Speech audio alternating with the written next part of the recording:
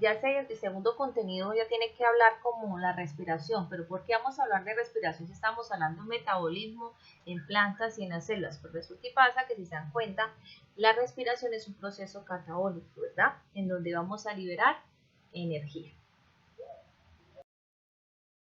¿Pero qué es la respiración? La respiración se puede definir de muchas maneras, pero ya vamos a hablar de un concepto claro que tienen que aprender de ustedes, que la respiración es un proceso en el cual nosotros los seres vivos vamos a liberar energía. ¿Y de dónde obtenemos esa energía? Pues de los alimentos. ¿Y para qué? Pues para hacer todas las funciones vitales. Ese es el proceso. Pero resulta y pasa que las células respiran, ¿verdad? Entonces, pues vamos a mirar cómo es ese proceso de respiración celular como tal. Entonces, si decimos que la respiración celular es un proceso en el cual se tiene que degradar, porque estamos hablando de un proceso catabólico, se tiene que degradar todos los nutrientes dentro de las células, ¿verdad? Para obtener energía. ¿Cuáles van a ser esos nutrientes que se pueden degradar? Los carbohidratos, los ácidos grasos, ¿verdad? Y de esa degradación, pues se va a obtener energía. En el caso de los carbohidratos, al degradarse se obtiene la glucosa, que la glucosa es esa famosa azúcar que nos proporciona energía. Pero resulta y pasa que esa respiración celular la vamos a dividir en dos: respiración celular aerobia y respiración celular anaerobia. Cuando yo hablo de una respiración celular aerobia, ¿qué estoy diciendo? Pues es un tipo de respiración en la que mi fuente va a ser que el oxígeno como tal. Entonces, para obtener energía, pues voy a utilizar el oxígeno. ¿Y dónde se realiza esa respiración celular aerobia o aeróbica? Se realiza en las mitocondrias. Entonces, ¿cómo es ese proceso? Resulta y pasa que están las mitocondrias.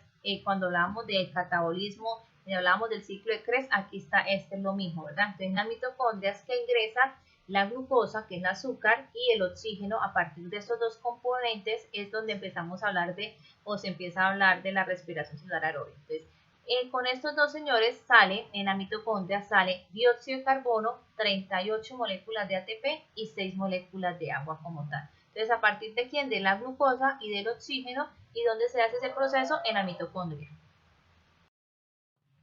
Seguimos con la respiración celular anaerobia. Entonces, pues la anaerobia, que es un tipo de respiración en la que se va a obtener energía, ¿verdad? Pero sin utilizar el oxígeno. Entonces, eso lo hace a través de un proceso, o ocurre en el citoplasma como tal de la célula, o también se puede conocer esa respiración celular anaerobia como la famosa fermentación. A partir de esa fermentación es donde se pueden, los hongos realizan lo que sale el alcohol etílico, la levadura para hacer el pan como tal. ¿Cómo es ese proceso? Entonces, igual que en el ciclo de Krebs, pero cuando hablábamos de la aerobia, pues esta actúa sin oxígeno. Entonces, ¿qué pasa? En las levaduras, que es la fermentación que ocurre en el citoplasma, que ingresa glucosa y ¿qué pasa? Y energía, ¿verdad? ¿Y qué sale a partir de esa degradación? Sale etanol, que es un compuesto famoso alcohol, y 2 moléculas de dióxido de carbono. También sale 2 moléculas de ATP, por eso es poca la energía que se genera en este tipo de respiración anaerobia como tal.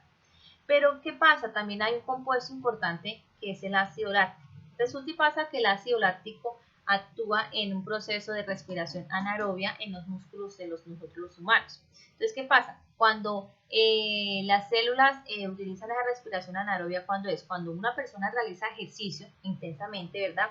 Los músculos pues necesitan ¿qué? Mucho oxígeno. Los músculos necesitan gran cantidad de oxígeno. ¿Para qué? Para descomponer esa glucosa y obtener energía.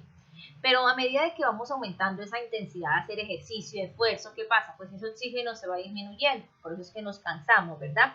Entonces, ¿qué es lo que hace? Lo que lleva a que la célula realice un proceso anaerobio. Entonces, ¿qué quiere decir? Ella debe obtener energía extra. ¿A partir de qué? De la glucosa, porque nos estamos quedando sin oxígeno, ¿verdad? Nos estamos quedando sin oxígeno.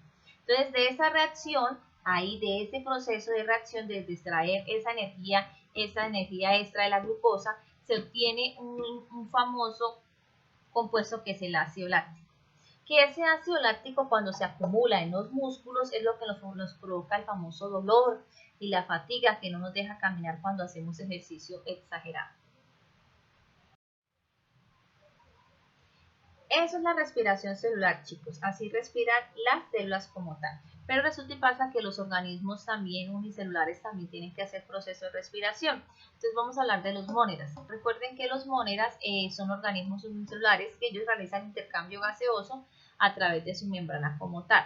Entonces, dependiendo del ambiente, porque aquí es importante que quede claro esto, dependiendo del ambiente, ellos van a utilizar 4 tipos de respiración. ¿Listo? Entonces, la respiración anaerobia obligada, que ¿qué es lo que pasa? La misma palabra no me dice anaerobia obligada, es unas bacterias, recuerden que los móneras son bacterias, ¿verdad? Anaerobia obligada quiere decir que las bacterias, para ellas el oxígeno es tóxico, ellas viven en condiciones sin oxígeno como tal, ¿verdad? Y tenemos el ejemplo de los Clostridium y los Bacteroides. Las anaerobias facultativas, ¿qué pasa? Anaerobias facultativas, ¿qué pasa? Ellas van a alternar la respiración entre aerobia y anaerobia, pero dependiendo de las condiciones ambientales. Y ahí está la salmonela y la Escherichia como tal. Estas dos señoras, estos anaerobios obligados y facultativos, esas bacterias son las causantes de todas esas infecciones intestinales como tal. Tenemos las anaerobias aerotolerantes. Aerotolerantes, ¿qué quiere decir? Ellos son bacterias que no anaerobias como tal, pero ¿qué? Pero en ambientes con oxígeno pueden tolerarlo, no pasa absolutamente nada. Ejemplo, las lactobacillus. Y las aerobias obligadas, pues sí, ¿qué pasa? Pues ellas no pueden vivir en condiciones sin oxígeno, pues porque automáticamente se mueren. Y ejemplos son los bacillus. Esta es la respiración en los móneras. Pero resulta y pasa que los móneras respiran, encontramos en los volcanes, en el fondo del mar, ¿cierto? Dependiendo dónde se encuentren como tal. Listo. Entonces ya, resulta y pasa que existe un tipo de respiración directa. Entonces empezamos a hablar de unos animalitos especiales que realizan un intercambio gaseoso como tal. Entonces, respiración directa. Este tipo de respiración directa se presenta cuando ¿qué? Cuando estos animales o estos microorganismos no tienen un órgano respiratorio como tal, no tienen un sistema respiratorio, no tienen los pulmones, no tienen una tráquea, no tienen nada, ¿cierto? Pero igual deben respirar. Entonces, ¿cómo respiran esos señores? Ellas realizan ese intercambio gaseoso por las células de su cuerpo, por todas las células de su cuerpo, se llama respiración directa. Entra en contacto ese intercambio gaseoso, entra en contacto directamente ¿con quién? Con el medio externo y con su cuerpo como tal. ¿Quiénes realizan respiración directa? Tenemos dos señores, los poríferos y los nidáreos. Los poríferos o las famosas esponjas, ¿verdad? Ya hemos escuchado hablar de las esponjas como tal. ¿Qué pasa? Pues si se dan cuenta, el cuerpo de las esponjas está lleno de puros poros como tal, de puros poros. Entonces, y por ahí, por esos poros es por donde va a circular todo el agua como tal. ¿Qué pasa? El agua circula por un espacio que es el atrio y sale por un ósculo como tal y tiene las células flageladas como tal y así es el intercambio gaseoso. Pero miremos cómo lo hace. Entonces, ¿cómo respira? Miren acá, esto es un porífero como tal. Entonces, el agua ingresa por los poros del cuerpo del animal, ¿verdad? Y aquí en el interior, que eso se llama el atrio, aquí en el interior queda el agua, ¿verdad? Pero ¿qué pasa? No puede quedar, tiene que irse, disolverse por todo el cuerpo del animal. Entonces, ¿qué pasa? Esta esponja contiene estas cositas que se llaman las células flageladas o los cuanocitos. Estos cuanocitos, ¿qué es lo que ayuda a hacer? Ayuda a movilizar el agua, por todo el cuerpo del animal, ¿cierto? Ayuda a movilizar el agua por todo el cuerpo del animal. Entonces, ingresa como tal, ¿cierto? El oxígeno, ¿cierto? El agua, oxígeno, y cuando ya hace ese proceso, ¿qué es lo que pasa? Saca, ya cuando ya no necesita, por un orificio que es el atrio como tal, el ósculo como tal, perdón, que es por donde sale esa corriente de agua a la esponja. Entonces ingresa oxígeno, sale dióxido de carbono directamente por el cuerpo del animal en compañía de unas células flageladas. Los nidarios como las sidras, las medusas y los corales, ellos realizan un proceso diferente, ¿verdad? No, diferente no, una respiración directa. Los gases pues los intercambian por la superficie del cuerpo, por eso que llama difusión, y el oxígeno que está disuelto en el agua atraviesa libremente todo el cuerpo del animal y así lo va pasando por todas las células del cuerpo. Respiración en plantas, ya lo habíamos visto, ¿verdad? Como tal en los estomas, pero vamos a mirar que hay algunas otras partes que la planta hace un proceso de respiración. Entonces decimos que, ya lo habíamos hablado, ¿verdad? Que la respiración, todas tienen que hacer proceso como tal, que lo hacen para obtener energía y que se hacen ¿dónde? En las mitocondrias. ¿Cómo es ese proceso? Pues ya sabíamos que llegan los carbohidratos, llega el oxígeno, y ¿qué es lo que se libera? Energía, y se les genera como desecho el dióxido de carbono. Pero resulta y pasa que las plantas pues realizan el intercambio de gases con el medio, ¿verdad? Entonces, pero ellas utilizan las hojas, también los estomas, los tallos o las raíces. Entonces vamos a mirar cuáles son esas partes que la planta utiliza para hacer proceso de respiración. Entonces tenemos los estomas que están en las hojas, tenemos las lenticelas que están en los tallos y tenemos los neumatóforos que están en las raíces de las plantas. Vamos a verlas una a una. Vamos a hablar de los estomas. Entonces, los estomas ya les decía que están ubicados en el endel de las hojas y algunos tallos jóvenes, ¿verdad? Pues ahí donde realiza el intercambio gaseoso, ya sea que ingrese oxígeno, salga oxígeno, ingrese dióxido de carbono o salga dióxido de carbono como tal. Yo les decía que los estomas anteriormente estaban compuestos por estas dos cositas que parecen el párpado, un ojito, que se llaman las células oclusivas, ¿verdad? ¿Qué pasa con esas células oclusivas? Ellas tienen una función importante, que ellas se abren y se cierran, parece un ojo. Se abren y se cierran cuando el ambiente no es favorable o cuando o hay mucha humedad como tal. Entonces ella se cierra o se abre, ¿verdad? Pero que dentro de ese estoma hay un orificio muy pequeñito que se llama el ostiolo. Que ese ostiolo es ese poro como tal, que ahí donde va a permitir el flujo de gases o el intercambio gaseoso como tal, ¿verdad? Y se realiza la transpiración como tal. Esa es la primera parte por donde ella respira dependiendo. La segunda son las lenticelas. Las lenticelas es otra estructura por donde ella respira. Se encuentra en la epidermis de los tallos como tal, principalmente en los tallos. Hay algunos que se encuentran en las raíces también cuando están en unas plantas acuáticas y en algunos frutos como tal. Estas lenticelas son como unos, si ustedes se dan cuenta, son como unos protuberancias que tiene la planta o que tienen los frutos, ¿verdad? Y que se pueden ver a simple vista. Entonces, al igual que los estomas, estas lenticelas por ahí también realizan el intercambio de gases como tal.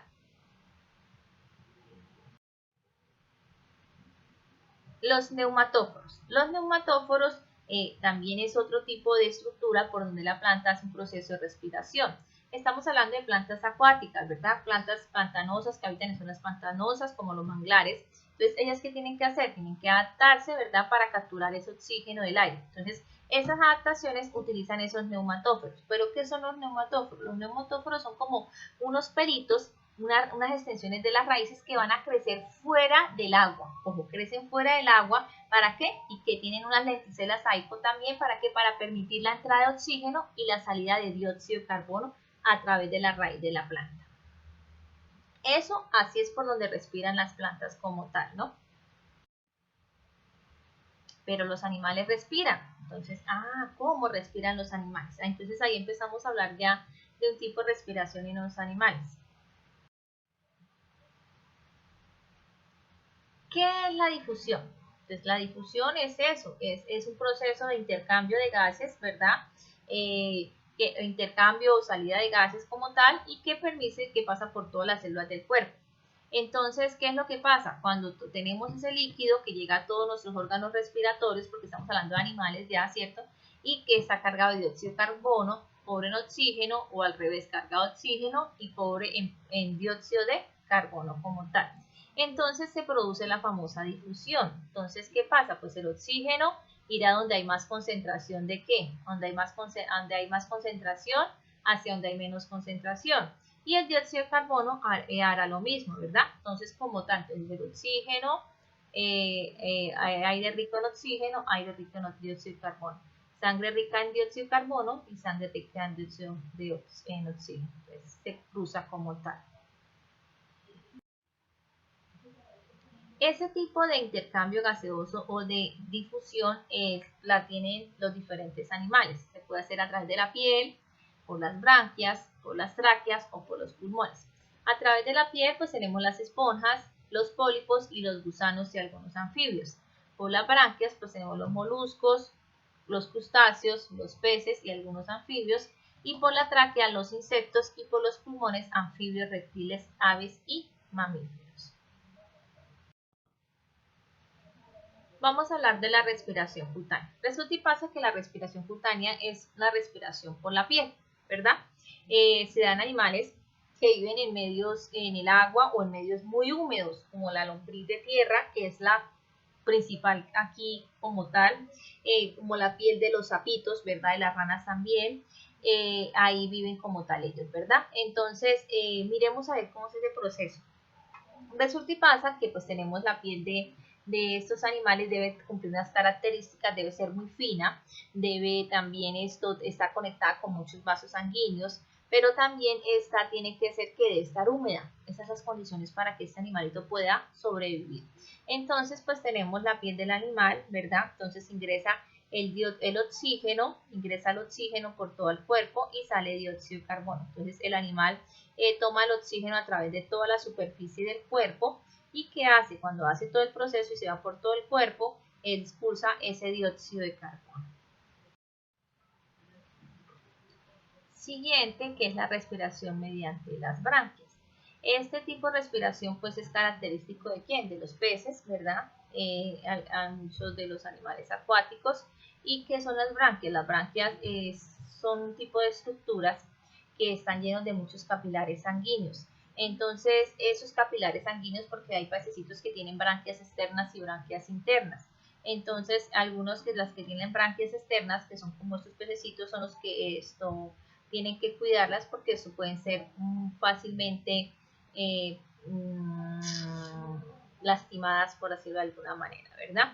Entonces, ¿cómo hacen ese intercambio gaseoso? Entonces, los líquidos circulantes pasan por ellas y automáticamente intercambian ese dióxido de carbono al interior con el oxígeno del agua. Entonces, agua rica en oxígeno sale agua rica en dióxido de carbono como tal.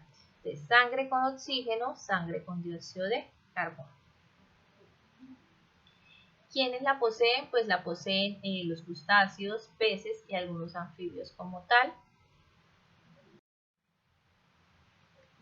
Respiración mediante tráqueas. Entonces, este tipo de respiración se da mediante casi todos los insectos.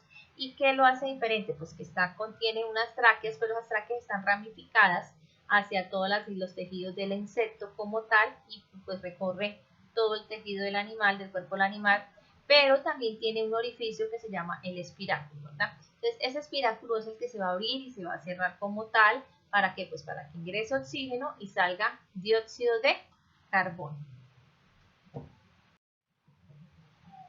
Y la última, que es la respiración mediante pulmones. Este tipo de respiración pues es propia de ¿quién? De los anfibios, reptiles, aves y mamíferos. Y está la diferencia, ¿por qué? Porque tiene muchísimos cavidades o tubitos que se llaman los alveolos. Ojo, en los alveolos es donde se realiza el intercambio gaseoso.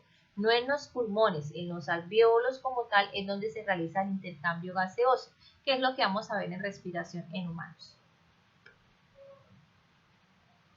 Igual, tiene que conectar con quién, con las vías respiratorias, que es la faringe, la tráquea, los bronquios y los bronquiolos.